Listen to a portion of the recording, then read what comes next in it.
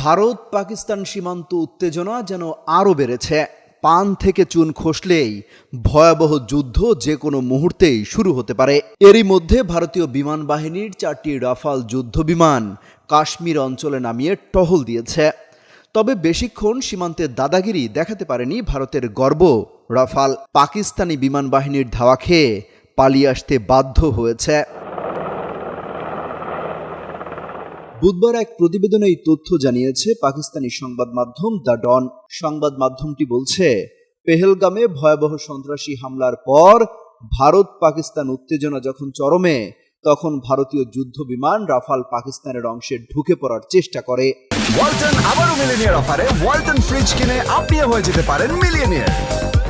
Millionaire ছড়াছড়ি দেশ জুড়ে, এটা শুধু ওয়ালটনই পারে। এ সময় সাথে সাথে সেই রাফাল যুদ্ধ বিমানকে ধাওয়া দেয় পাকিস্তান বিমান বাহিনী। পাকিস্তানের গণমাধ্যমগুলো বলছে, ভারতীয় বিমান বাহিনীর 4টি রাফাল যুদ্ধ বিমান কাশ্মীরের উপর দিয়ে উড়ছিল।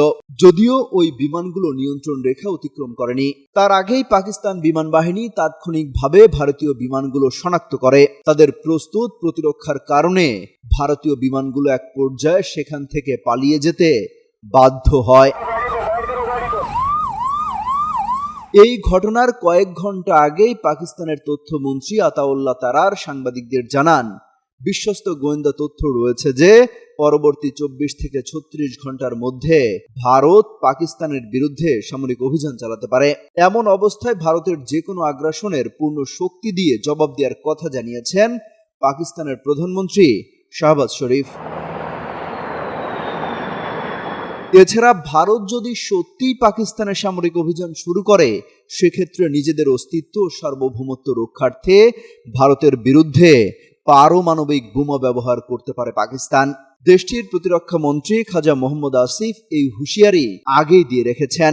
এছাড়া নিরাপত্তা বিশ্লেষকরাও শঙ্কা করছেন, ভারত পাকিস্তান যে কেউই পরমাণু হামলা চালিয়ে বসতে পারে। অমিত হাসান রবিন, যুগান্তর নিউজ।